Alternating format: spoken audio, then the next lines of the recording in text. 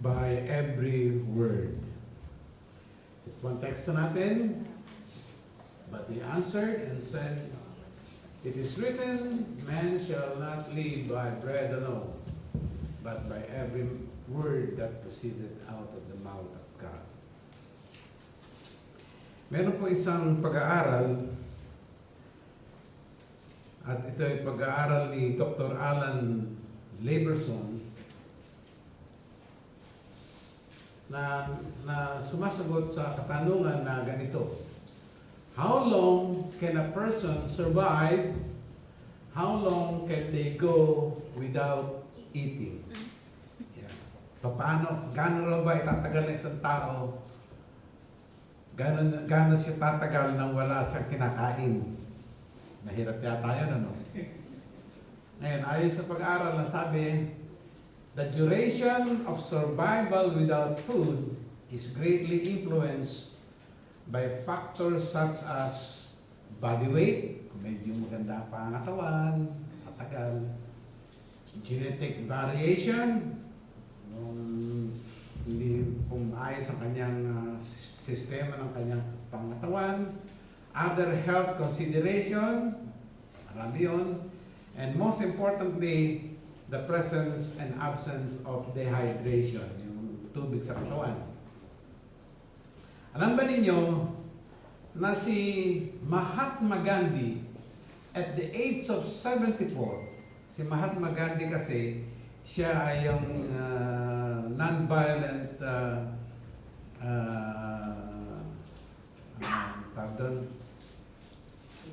siya yung nag-led ang movement para magkaroon ng independence ang India from the British. At the age of 74, he fasted. Maliit na tao lang yan. At siya ay nakasurvive ng 21 days. 21 days.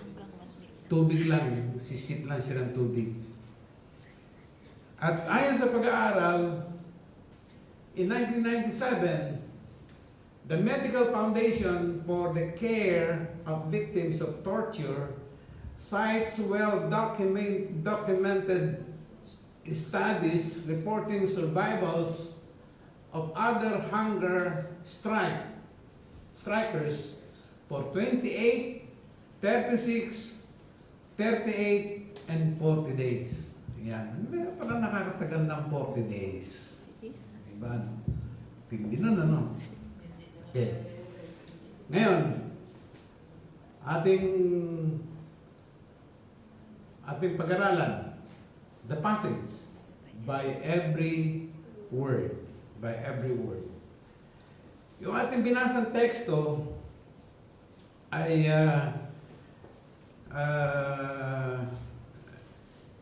yung ating binasang teksto ay ating basahin na muli. Umpisahan natin ito dun sa verse 1. At ang sabi nga ganito, then was Jesus led up by the Spirit into the wilderness to be tempted by the devil. And when he had fasted 40 days and 40 nights, he was afterward an hungered. And when the tempter came to him, he said, if thou be the Son of God, command that these stones be made bread. But he answered and said, it is written, man shall not live by bread alone, but by every word that proceeded out of the mouth of God. Alam nyo, si Jesus, matapos sa chapter 3, matapos ang kanyang baptism, ay dinala siya ng Spirit doon sa wilderness. Dinala siya doon sa ilang, sa disyerto. Sa disyerto. Walang tubig doon. Walang pagkain doon. Disyerto eh. Eh makakapag-fasting ka nga doon. At walang pagkain. At nag-fasting siya ng 40 days and 40 nights. 40 days and 40 nights. Doon sa ating introduction, in the introduction, the case studies in the modern times have gone without food for 28, 36, 38, and 40 days, just like Jesus. Pero si Jesus, pero you could imagine ang isang tao na hindi siya kumain ng 40 days and 40 nights, can any of us even begin to imagine what that feels like? Ano nararamdaman ng isang taong gutom? The pain, the weakness, and the disoriented. Alam nyo kasi, may taong pagka hindi kumain masama ang mood. Pagka hindi nakakain ng isang tanghalian masakit ang ulo. Bad mood. Hindi mo makausap ng matino. Kasi hindi pa kumakain. Ano pa kung malipasan ka ng gutom? Ano pa kung ikaw hindi kumain ng 40 days and 40 nights?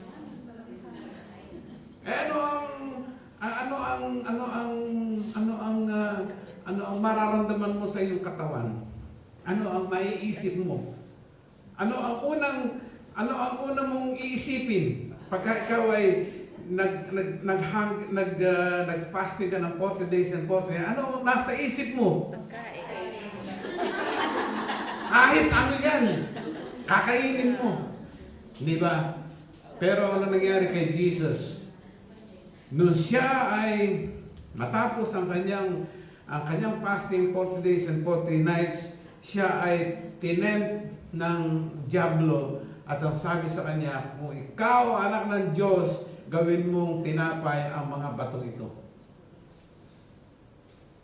But as Jesus demonstrates in verse 4, He is in clear command of His faculties even up until the next two temptations. At makita nyo na nung tinempt siya, talagang under control pa rin ang kanyang sarili.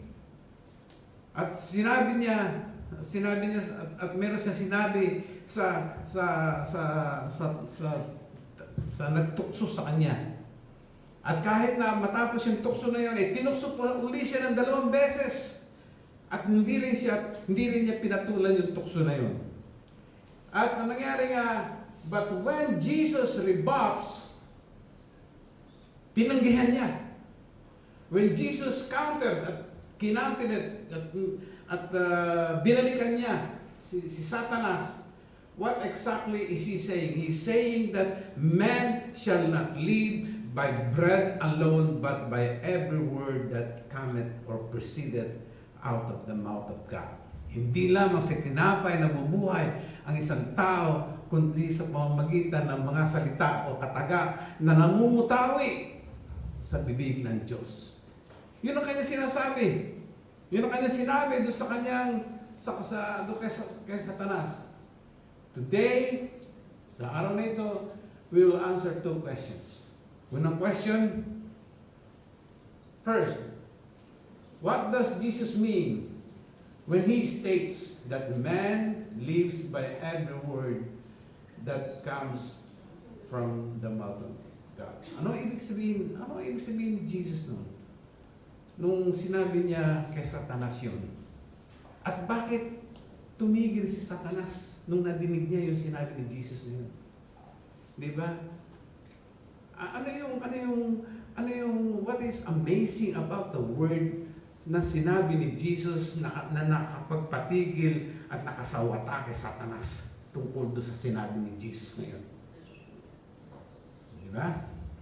And the other question is, what difference should God's every word makes for our everyday lives? Ano naman ang kaibahan nito sa ating pang-araw-araw na buhay?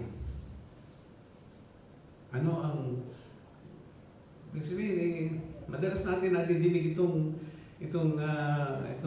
Matthew chapter 4 verse 4 na ito na men shall not live by bread alone. Kinakanta pa nga natin yan, di ba? Men shall not live by bread alone, but by every word. Bakit pa tayo nakita? Malamig ka. Okay, thank you. Pero now, we can find answers by considering two things about Matthew chapter 4, verse 4. We will consider two things. We will consider two things so that we can answer. So that we can answer the first two questions. Una nga, first we need to consider this idea of every word in the context of Deuteronomy. Bakit Deuteronomy? Bakit Deuteronomy? Bakit nga ba? Bakit may connection sa Deuteronomy yun? Bakit may connection sa Deuteronomy yun? At pangalawa,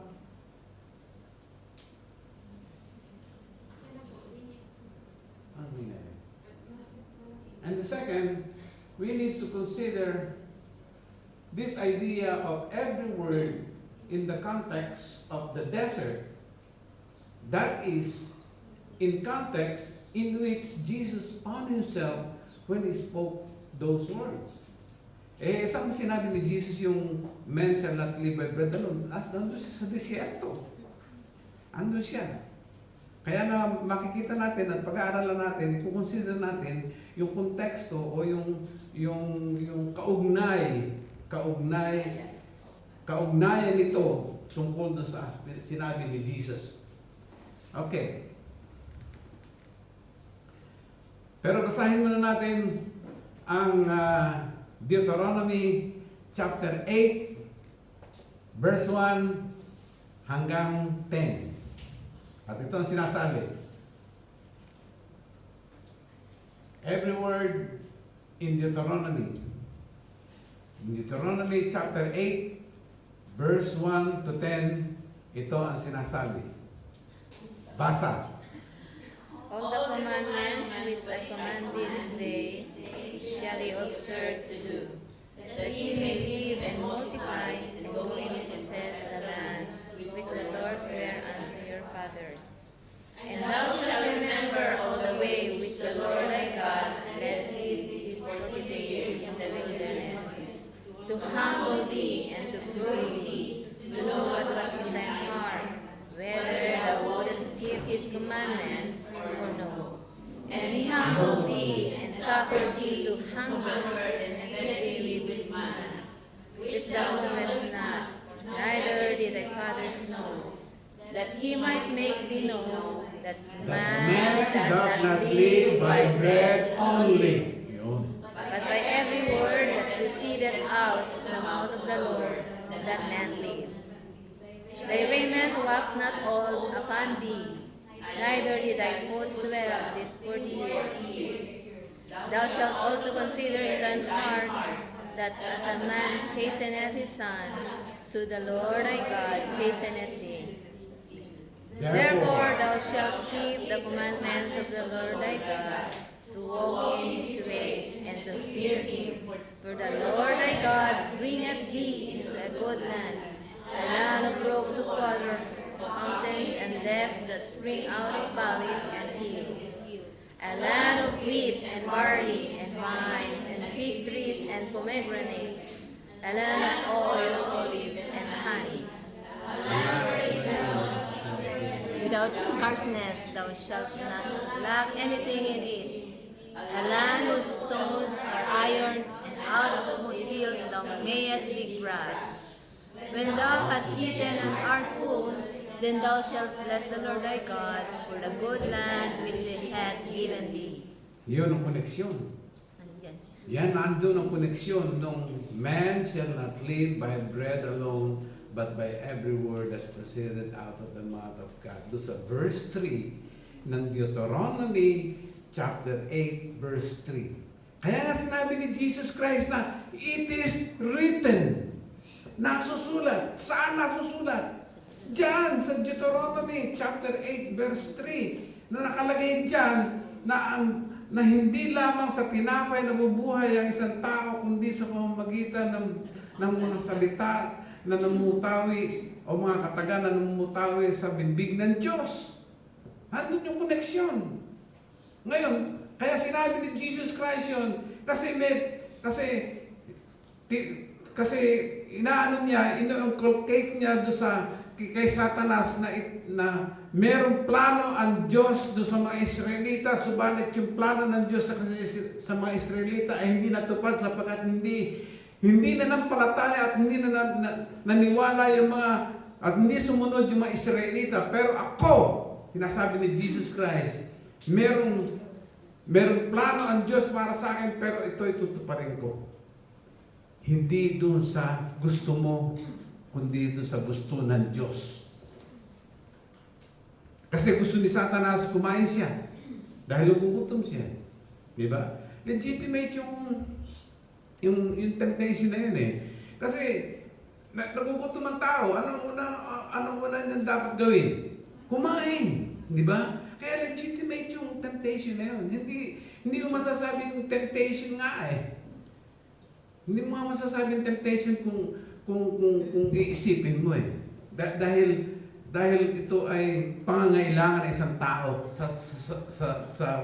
sa panahon ng pangangailangan. Kasi doon sa panahon na yun, kailangan ng tao na kumain sapagkat siya ay nagugutom.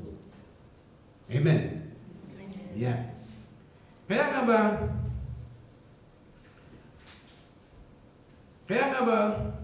in verse 3 contains the statement that Jesus used against the devil in Matthew chapter 4. So if we want to understand the statement, a great place to start is to ask, what does this phrase mean in its original context? What does this statement mean in the original text? Kaya nga, verse contains it. The context shows us two things about living by every word that comes from the mouth of Yahweh. There are two things. Ang una, first, there is an emphasis here on how God decrees. May binibigyan ng diin dito kung paano nagbigay ng utos ang Diyos. Ang sabi nga, God spoke. Ang Diyos ay nagsalita. And the Israelites' clothing did not wear out. Alam niyo, sa 40 years na nag-travel in the wilderness, paikot-ikot lamang sila doon, yung damit nila hindi na luma. Hindi nilalaban yun kasi wala namang labahan doon. Hindi na luma yun. At yung kanilang mga paa ay hindi na maga at sapagkat nagsalita ang Diyos sa kanila. Nag-utos sa kanila ang Diyos. Nag-utos sa kanila ang Diyos. Though they did not have the kind of bread they were used to having. At pangalawa, God spoke and they were fed with manna, with bread from heaven. Alam nyo kasi, nagre-reklamo mga Israelita. Ano ay kakainin namin? Nandito kami sa ilang. Ano ang ginawa ng Panginoon sa kanila? From Sunday to Thursday, nagpaulan ng manna. O Friday, nagpaulan ng manna. Every morning yan, nakakakita sila ng white grains na nandun sa disyerto at pinupulot nila ito. At pagkatapos mapulot nila ito ay kanilang binibake upang maging bread.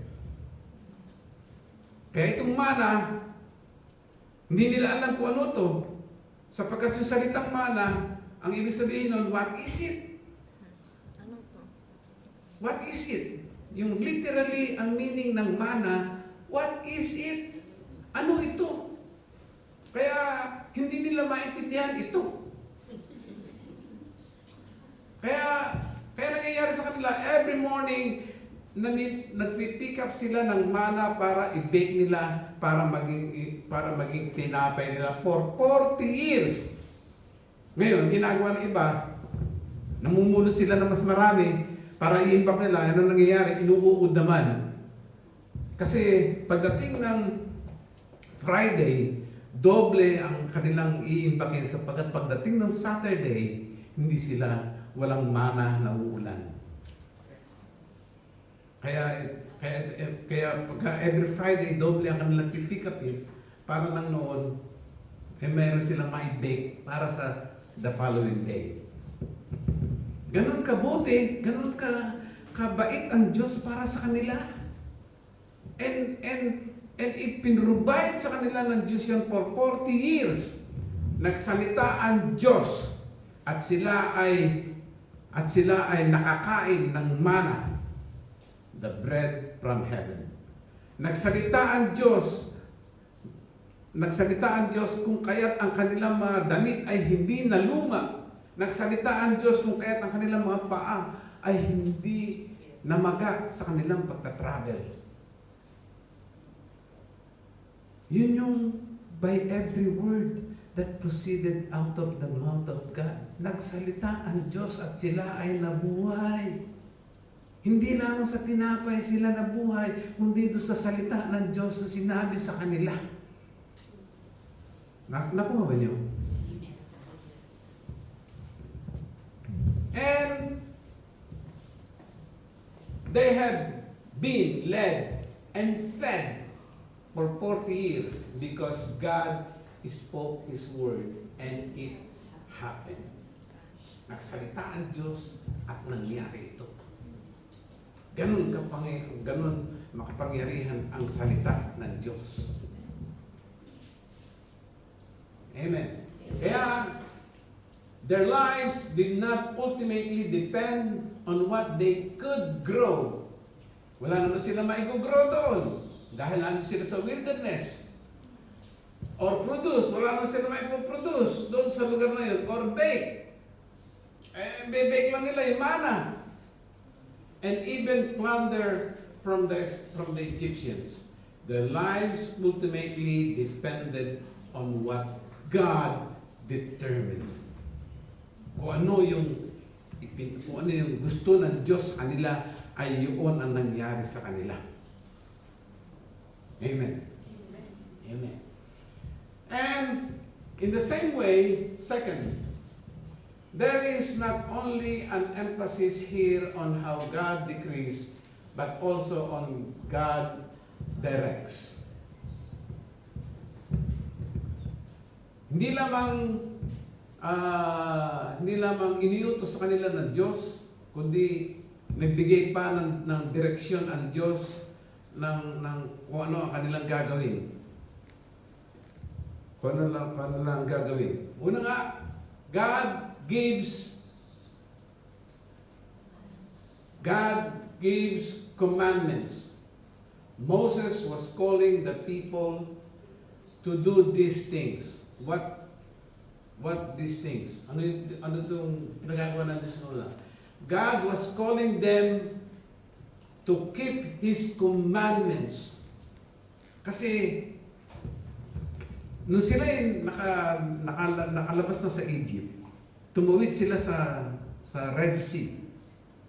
At nung nakatawid na sila sa Red Sea, papunta na sila doon sa Promised Land. Nagpadala ng tiktik si Moses. 12. Bumalik yung 12. Yung 10, ang sabi, hindi tayo po pwedeng lumusob sa kanila. Malalaki yung mga kaaway natin. Ang sabi ni Caleb at saka ni Joshua, kaya natin sila. Ang Panginoon ang bahala sa atin. Ano nangyari? Rule of majority. Majority wins. Kaya hindi sila nakapasok na sa lupang pangako. Kaya nangyari sa kanila, nagpaikot-ikot sila sa disyerto for 40 years hanggang sa lahat ng henerasyon na yun ay nangamatay. Kaya yung papasok sa promised land ngayon ay yung the second generation. The second generation. Second generation na. At sinasabi sa kanila na ito ang gusto kong mangyari, na you have to keep my commandment. You have to keep my commandment. At hindi lamang yun, and to walk with them. To walk with them. Hindi lamang to keep, but to walk. At hindi lamang to walk, to fear the Lord. Tatlong bagay lamang ang gusto ng Panginoon para sa kanila. Yung direksyon na yun. Yung direksyon na yun. Kasi pagdating nyo doon sa lupang pangako, dahil doon sa lupang pangako, doon sa binasa natin teksto, nandun ang maraming masagana na doon.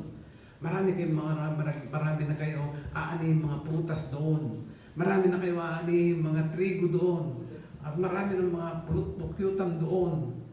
Sagana na doon. At kung kayo man ay kumain at mapusog, alalahanin ninyo si Yahweh na nagligtas sa inyo.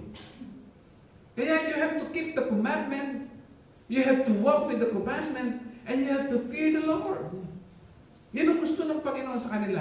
Because yun ang future na gusto ng Diyos para sa kanila. Yun ang gusto ng Diyos para sa kanila. Ano nangyari? Ginawa ba nila? Nakarating sila sa loob ng pangako. Ano nangyari? Kumain sila. Nabundag sila. Tumaba sila. Nagpuro bilbil ang kanilang mga katawan. Aray ko. Ano nangyari? Nakalimutan na nila ang Diyos na nagligtas sa kanila. Kaya nga mayroong wilderness journey, kaya nga ba sinabi doon sa Deuteronomy chapter 8, verse 1 hanggang 10, dinala ko kayo sa ilang upang turuan ko kayong magpakumbaba. Subalit hindi sila natuto. Gano'ng katigas ang ulo ng mga tao na yan? Gano'ng katigas ang ulo ng mga tao na yan? Hindi rin nagbabago ang tao, matigas pa rin ang ulo hanggang ngayon. Mamaya malalaman niya. God provided the Hebrews with clear directions about honoring Him. Clear directions in honoring Him. If they would do these things, they would lead. Kung gagawin nila itong mga bagay na ito, sila ay mamumuhay. As they move toward the promising future in the land of abundance, God wanted them to humble. God wanted them. That is, God wanted them to be needy so that they would depend on what He decreed and follow as He directed. Alam niyo mga kapatid, kaya merong disyerto, kaya sila dinala doon sa ilang, doon sa disyerto, sa wilderness na yan, upang sila ay mapagpakumbaba at mga ilangan sa Diyos. Mga ilangan sa Diyos. Sapagkat pagka ikaw ay nandun sa disyerto, walang tubig, walang pagkain, walang FB, walang network, wala. Isa lang ang kailangan mo doon. Ang Diyos lamang ang kailangan mo doon. Ang Diyos ang kailangan mo doon sa lugar na yun. Sapagkat wala doon. At darating ang panahon, at dumating ang mga panahon sa ating buhay na hinarap din natin ang disyerto ng ating buhay. Okay. There was always the possibility they would simply forget past lessons and run headlong into the future full of pride. Ayan, nangyayari nga. Nung nandun ko sa Pilipinas, Panginoon, ako makarating na ako sa Hong Kong, okay na po ako doon. Every Sunday po, magsisimba po ako doon. Okay. Nagkaroon na ng visa. Lipad ka na, papunta ka rito sa Hong Kong. Dating mo rito sa Hong Kong. Ang ganda pala rito. Maraming mga katsika-tsika dito. Marami pala rito ukay-ukay. Marami pala rito part-time. Okay. Nakakalimutan na ang Panginoon. Nabusog na kasi. Nandun yung there was always the possibility that they would simply forget past lessons and run headlong into the future full of pride. Bakit pa ako pupunta doon sa iglesia na yun? Kaya aksahin ko lang yung oras ko doon. Pwede naman akong hindi na pumunta doon sa iglesia na yun at magliwaliw na lang ako o kaya magtrabaho na lang ako. Kikita pa ako! Kaya nung pupunta ako sa iglesia na yun, makakaltasan pa ako ng $20 pagka lumakad yung offering basket. Ay, no. Okay. Every word, ito maganda. Kasi kanina, every word in Deuteronomy. Ngayon, every word in the desert. Kasi nakita natin yung konteksto ng every word from Deuteronomy kasi sinabi ni Jesus Christ na it is written. It is written in, hindi naman niya sinabi na it is written in Deuteronomy chapter 8, verse 3. Kasi sinabi lang niya, it is written, man shall not live by bread alone, but by every word in the desert. Okay. But in the nearby desert, almost 1,500 years later, Jesus would draw upon these same words of Moses. They were to him a strength and shield. Para sa Panginoon Jesucristo, ito'y kalakasan at ito ay isang kalasag. But think again about the situation. Like the Israelites leaving Egypt, Jesus has passed through the waters. In Matthew chapter 3, verse 15 and 17. Ano sinasabi dyan? Sinasabi niya that then Jesus came from Galilee to Jordan to be baptized by John. Dumaan si Jesus sa tubig sa pamamagitan ng baptism. At nung lumabas siya sa tubig, and a voice from heaven said, "This is my Son whom I love. With him I am well pleased." Like the Israelites, Jesus had come through the waters and into the wilderness, that is, into the desert. Nung lumabas ang mga Israelites sa Egypt, dumaan sila sa Red Sea through the waters hanggang napunta doon sila sa wilderness. Katulad din ni Jesus. Pagkatapos ng baptism niya, napunta siya ron sa ilang. Pagkatapos dumaan sa tubig ang mga Israelita, pumunta sila, dinala sila doon sa ilang. Dinala sila doon sa ilang. At Jesus is the new Israel. Kasi nga, yung mga Israelita, they spent 40 years in the wilderness. Si Jesus, nag-spend siya in the wilderness for 40 days and 40 nights without food. He will do here what the people of God could never do. Could never do. Kasi yung bansang Israel, may pinagawa ang Diyos sa kanila, subalit hindi ito nila nagawa. He stands firm in the face of temptation. He stands firm. sa gitna ng ng tukso ng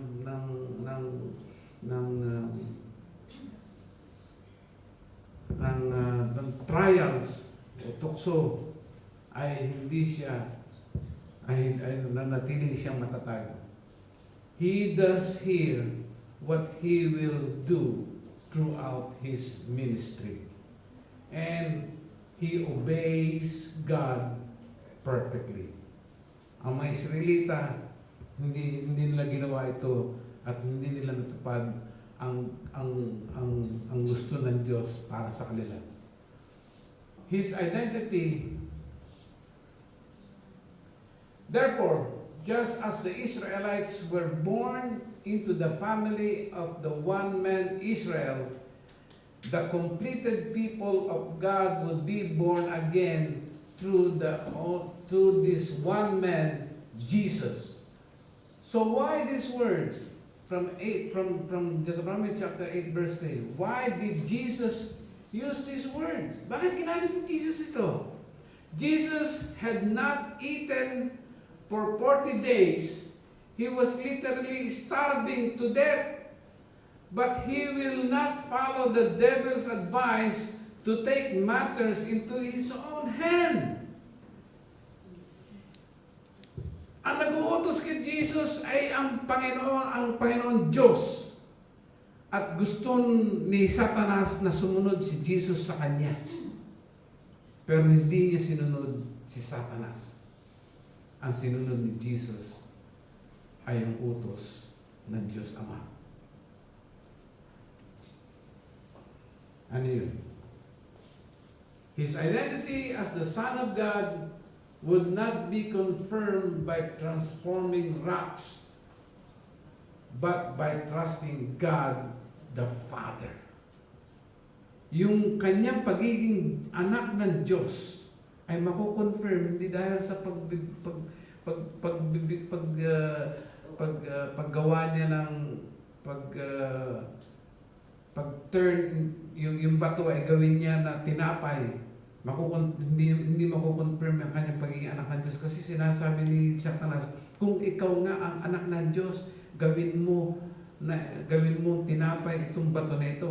Yun ang hamon. Pero hindi makukonfirm na ikaw nga ay anak ng Diyos sa pamamagitan ng paggawa mo ng tinapay from the rocks. He would depend on what God had decreed and follow as God's directed. Jesus knew why He had come. Alam ni Jesus kung bakit siya dumating dito sa lupa. Ano ang mission niya? He came to seek and save the lost. He came to seek and save the lost. Hindi upang gawin bato ang tinapay. Mali. Hindi upang gawin tinapay ang bato.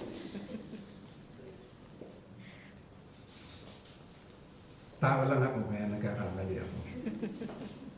He would not die starving in the Judean desert. Hindi siya mamamatay doon sa disyerto na yon. He would die on the Roman cross.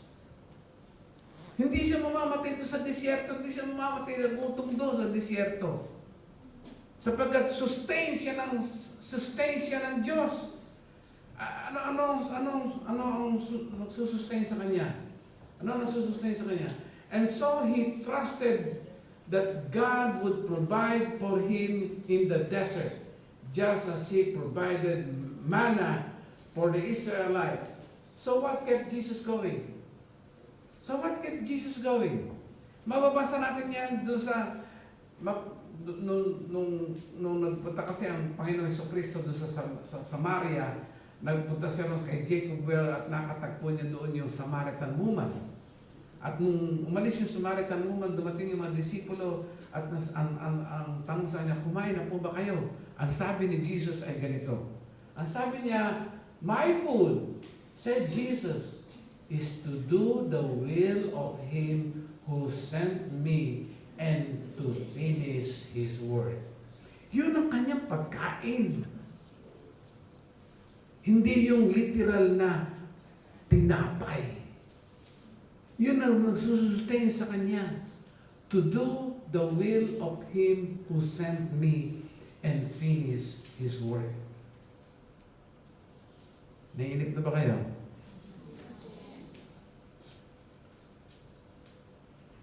Kaya nga, and so, he trusted that God would provide for him in the desert just as He provided.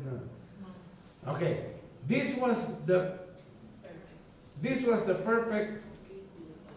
What Jesus had to do was clear. He would follow His Father's direction, trusting in His Father's decrees. This was the perfect obedience we needed, because only the spotless Lamb of God could meet our deepest need.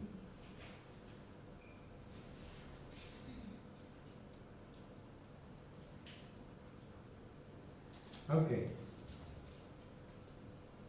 Kanina, by every word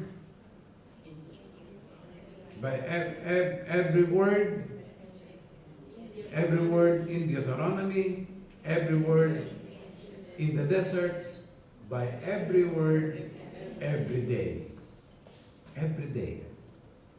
Okay. What difference should God's every word make for our everyday lives? The second question is it. It is important to see that this verse, that Matthew chapter 4 verse 4 and Deuteronomy chapter 8 verse 3, that these verses are speaking to us about life support. Life support. This encompasses our physical body, our emotional life, our relationship, all our circumstances, and our spiritual well-being.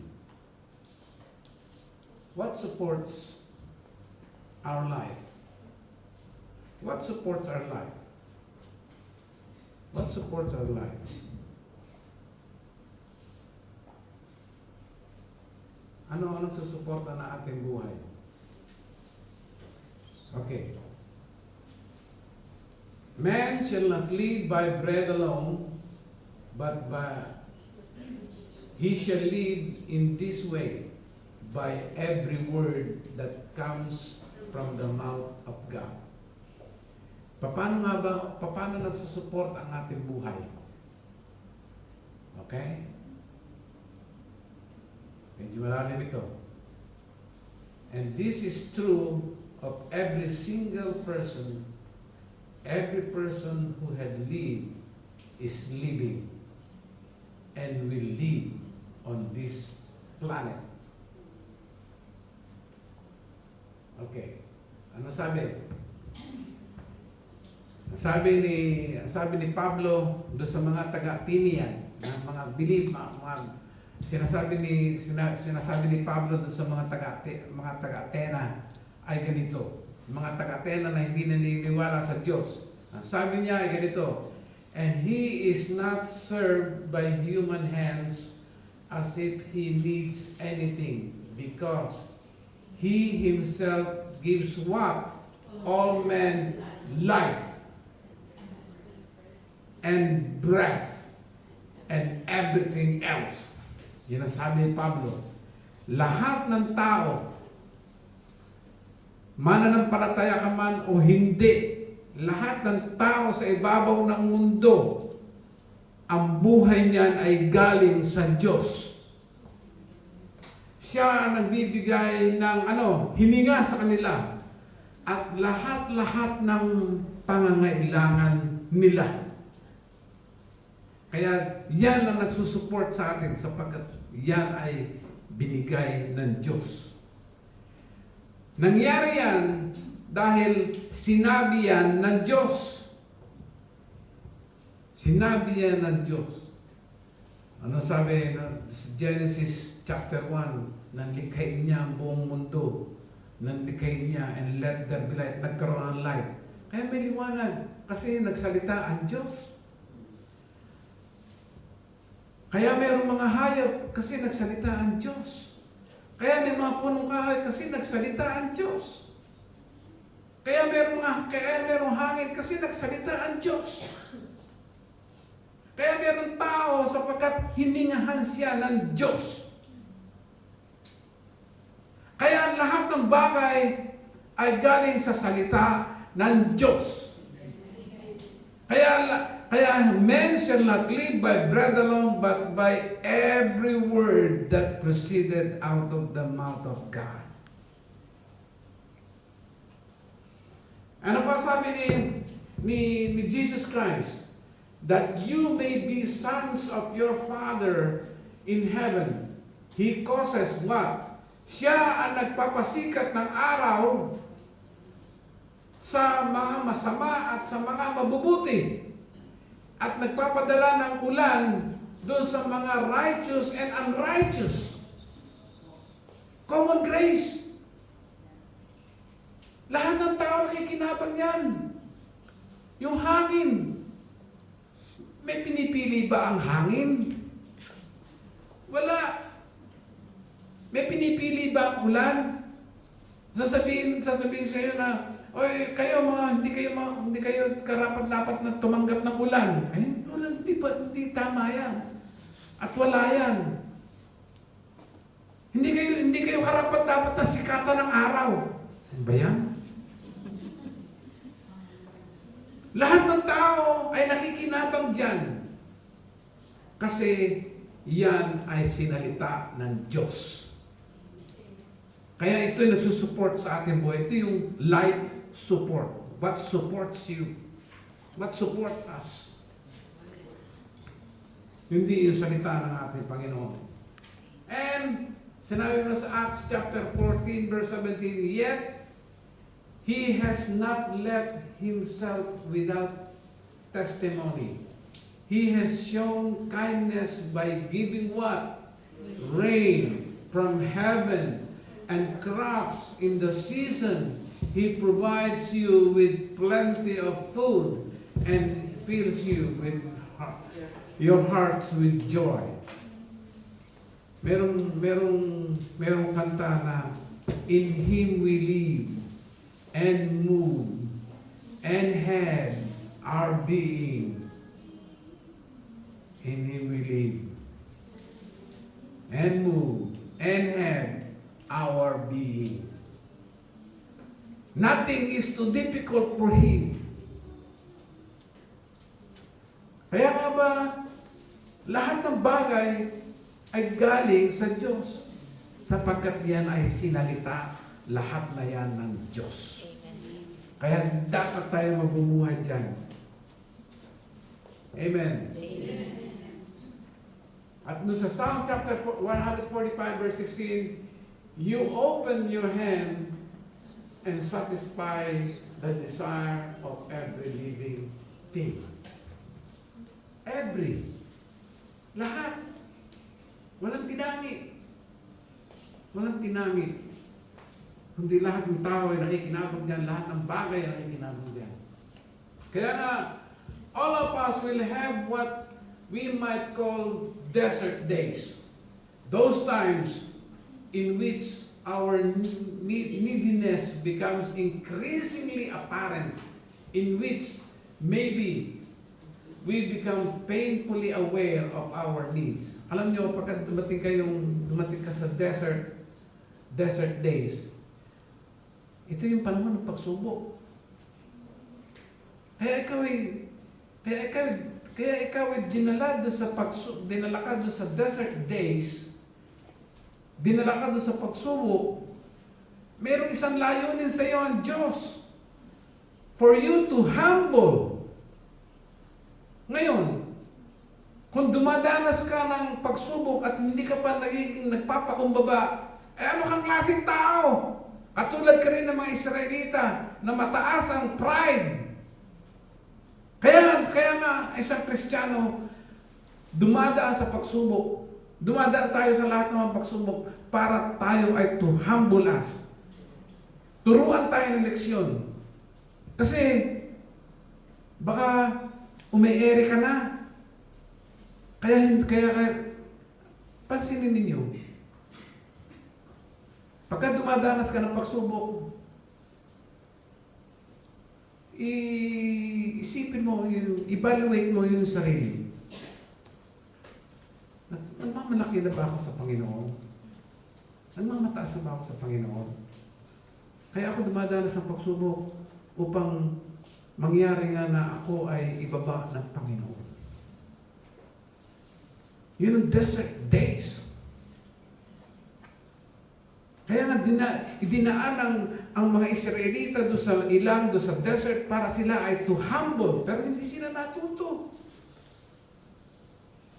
Kung ikaw ay dumadaan ka sa desert days, sa pagsubok na yan, at hindi ka pa rin natuto, ano kang klaseng tao, ano kang klaseng Kristiyano? Kaya nga ba dumadaan tayo dyan? Jesus was literally in the desert. Nandun siya sa panahon ng pagsubok. The Israelites that Moses spoke about were literally in the desert. Nandun siya sa desert. In the place of scarcity, sa lugar na wala ka talagang makukuhanan. Both the Israelites and Jesus were tested. At ano nangyari? The question was simple. Who will you trust to meet your needs in the desert? Alam nyo, si Jesus, hindi siya nagtiwala kay Satanas. Nagtiwala siya sa salita ng Panginoon sapagkat merong inutos sa Kanya at merong layunin sa Kanya ng Diyos. Kaya nga Jesus' examples calls us to live in light of the fact that we live by every word that comes from the mouth of God. We live with every word, by every word that comes from the mouth of God. Every word, every time. Kanina, every word in Deuteronomy, every word in the desert, every word every day, and now every word every time. First, living by every word from God's mouth means admitting that my bread alone cannot give life. Yung aking tinapay,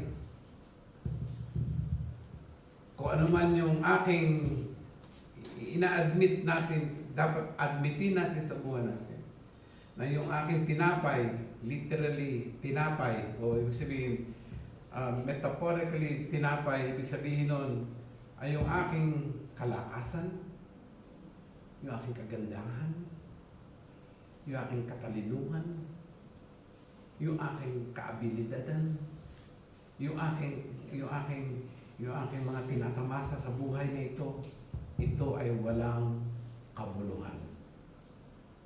Walang kabuluhan. Cannot give life. Hindi makapagbibigay ng buhay. Oo nga, mabibigyan ka ng pagkain, mabubusog ka, magugutom ka na naman. At tapos yung kinakain mo na yan, magiging cause pa ng yung high blood, diabetes,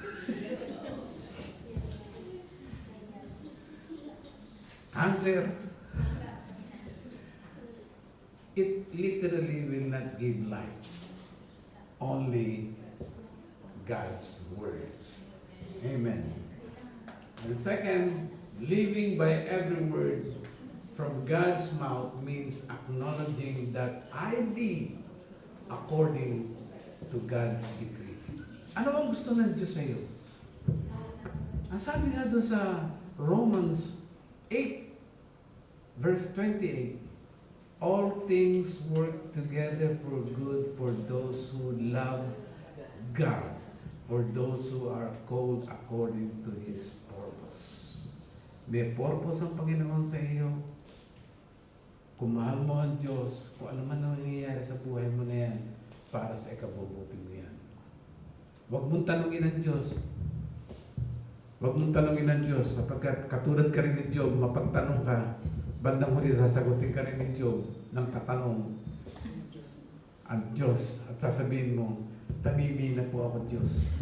Wala na po akong masasabi sapagkat kayo po ang may gawa ng lahat ng bagay at kayo po ang nagdi-decree ng lahat ng bagay. Amen. And lastly, number 3, living by the every word from God's mouth means accepting that I need God's direction in order to live. Ang direksyon ng ating buhay, ang Diyos lamang ang nakakaalam at doon lamang tayo magbibigay doon lamang tayo hihingi ng ating guidance sa ating buhay. Okay. The larger, even more fundamental point as we talk about practice is this. We are fed by God's one truth. And that truth is given to us first and foremost in the Bible. Sa salita ng Diyos. Ito ang tanong sa atin. How would you know of God's decree without the scriptures? Kung wala kang Biblia, paano malalaman ang utos ng Diyos sa iyo? Paano malalaman ang gusto ng Diyos para sa iyo? And how would we follow God's directions without the Word of God? Kaya nga meron tayong Bible. Kaya meron Bible para na noon meron tayong guide. Bakit? Sapagkat man shall not live by bread alone, but by every word that proceeded out of the mouth of God. Give God